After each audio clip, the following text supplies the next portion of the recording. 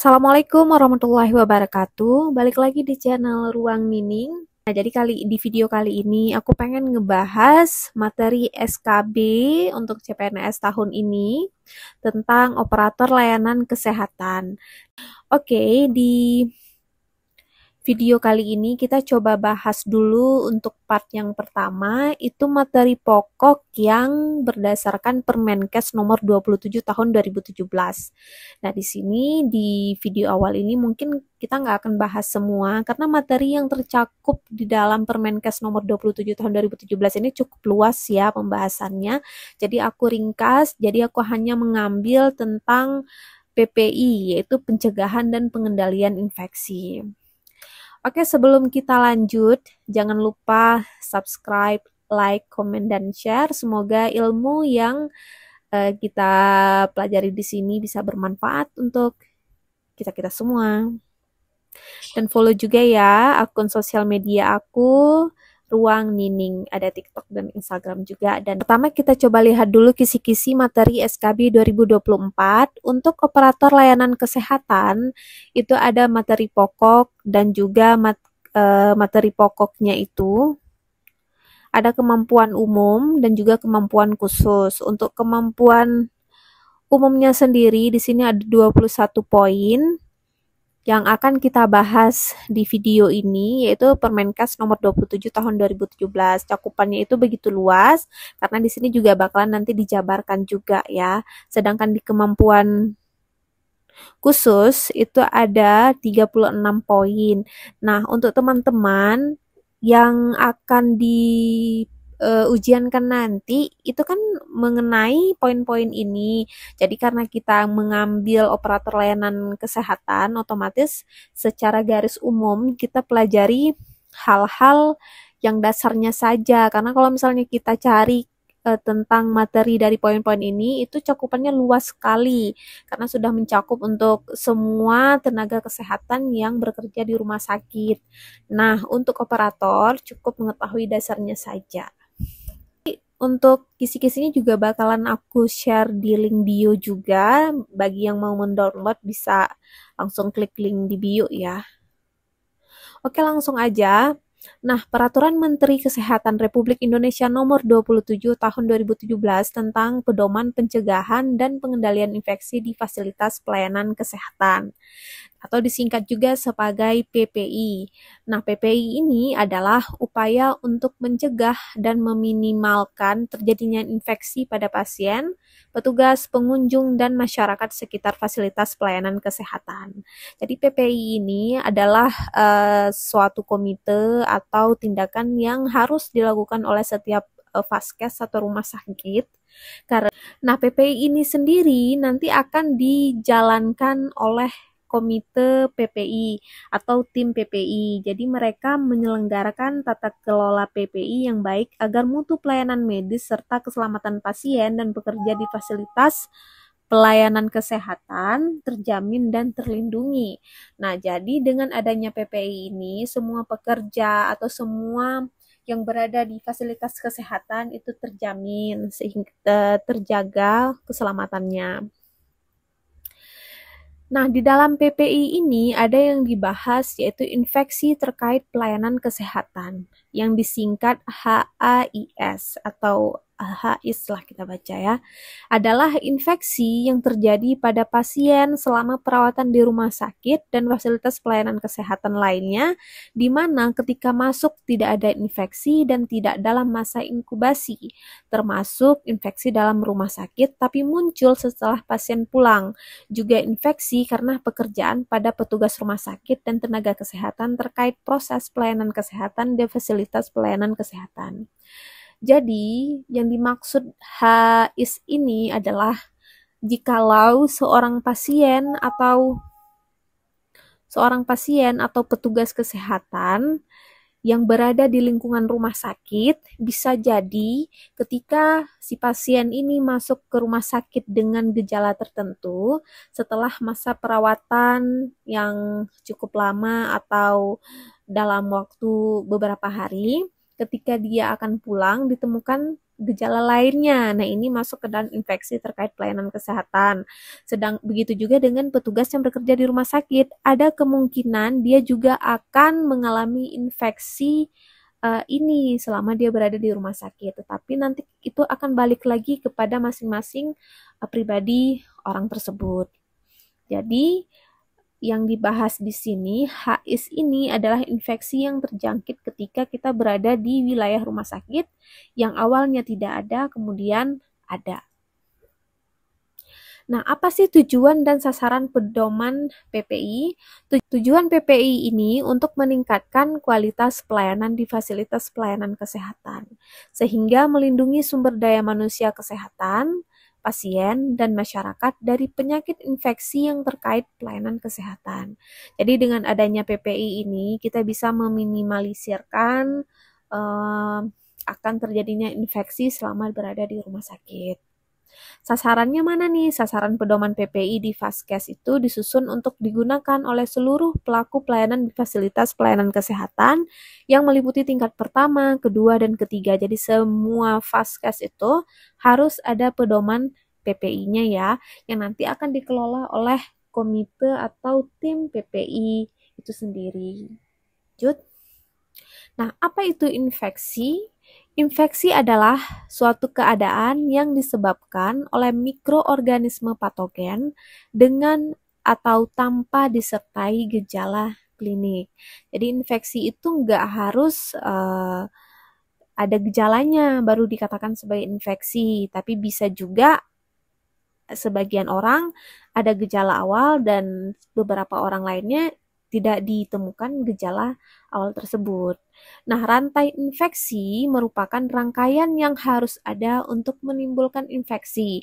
Jadi sebelum terjadinya infeksi itu, dia ada beberapa hal atau di sini dikatakan sebagai skema rantai penularan penyakit infeksi. Jadi ada 6 poin yang akan membangkitkan infeksi itu sendiri. Apa saja itu? Nah, yang pertama ada agen infeksi adalah, nah apa ini? Mikroorganisme penyebab infeksi. Pada manusia, agen infeksi dapat berupa bakteri, virus, jamur, dan parasit.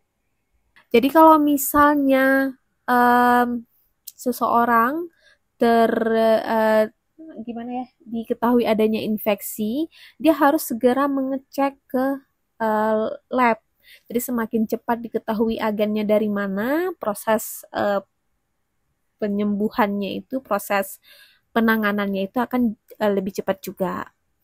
Yang kedua, ada reservoir atau wadah atau tempat sumber dari agen infeksi dapat hidup siap ditularkan kepada pejamu atau manusia.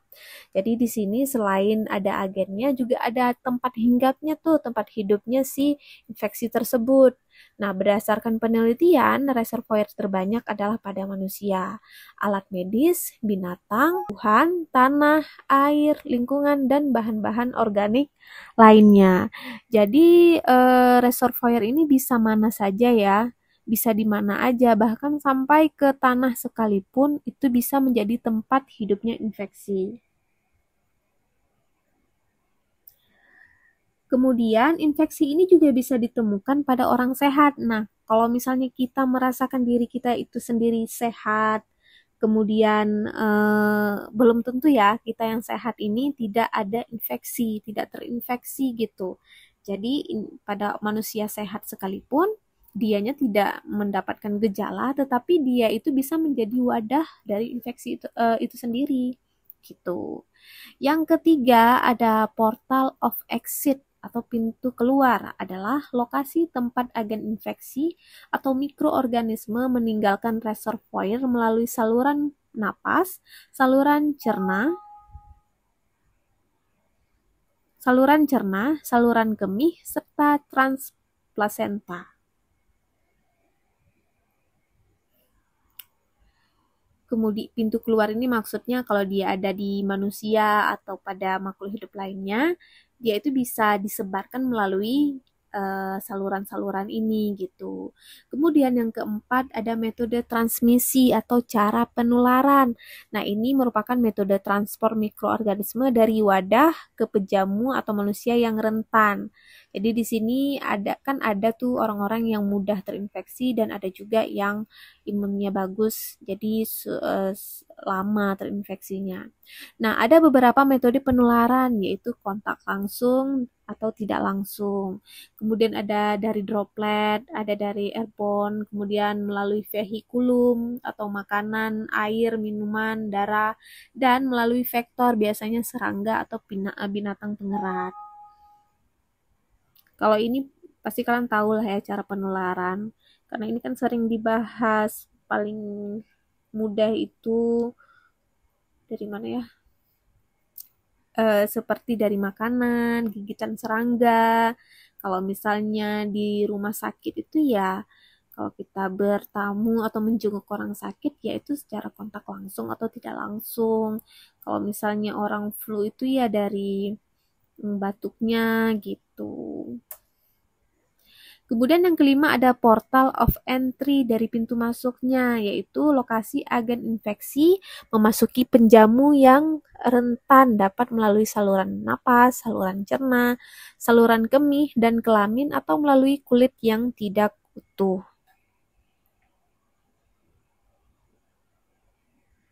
Kemudian yang terakhir ada penjamu rentan atau susceptible host, yaitu seseorang dengan kekebalan tubuh menurun sehingga tidak mampu melawan agen infeksi.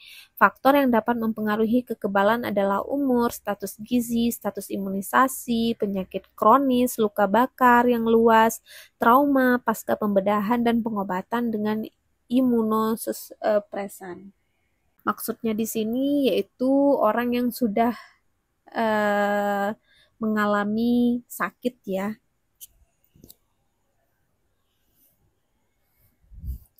Jadi imunnya itu udah enggak, kalau lagi sakit itu kita mudah terinfeksi. Kalau imun kita lagi turun atau lagi enggak fit, itu mudah terinfeksi.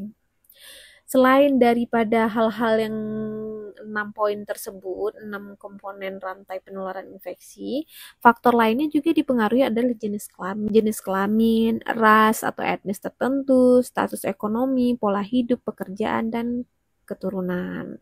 Jadi banyak poin yang bisa menyebabkan seseorang itu terinfeksi.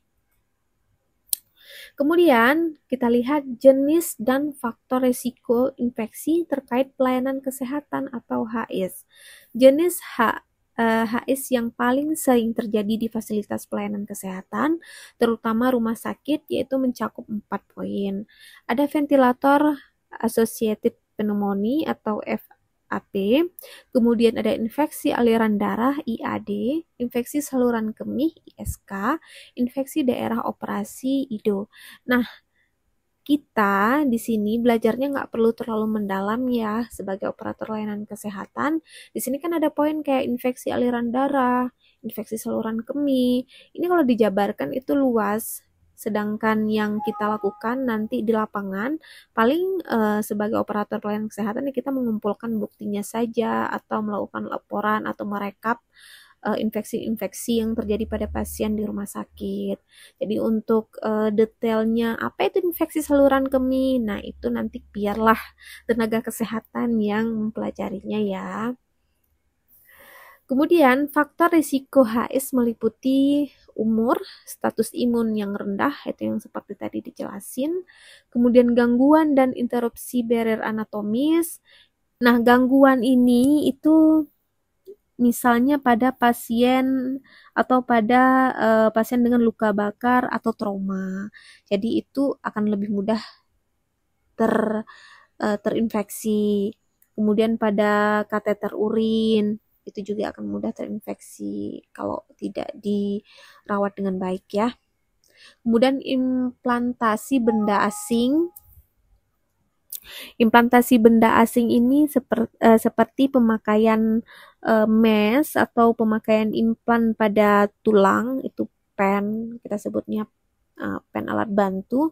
Nah, itu juga bisa menjadi faktor resiko infeksi. Kemudian ada perubahan mikroflora normal, yaitu pemakaian antibiotik yang tidak bijak dapat menyebabkan pertumbuhan jamur berlebihan dan timbulnya bakteri resisten terhadap berbagai antimikroba. Jadi makanya pemakaian atau minum antibiotik itu tidak sembarangan, harus di bawah pemantauan dokter gitu. Oke teman-teman, untuk materi awal ini kita cukup sampai di situ. Semoga bermanfaat dan semoga membantu kawan-kawan semua untuk berjuang dalam SKB Operator Layanan Kesehatan. Terima kasih sudah menonton. Assalamualaikum warahmatullahi wabarakatuh.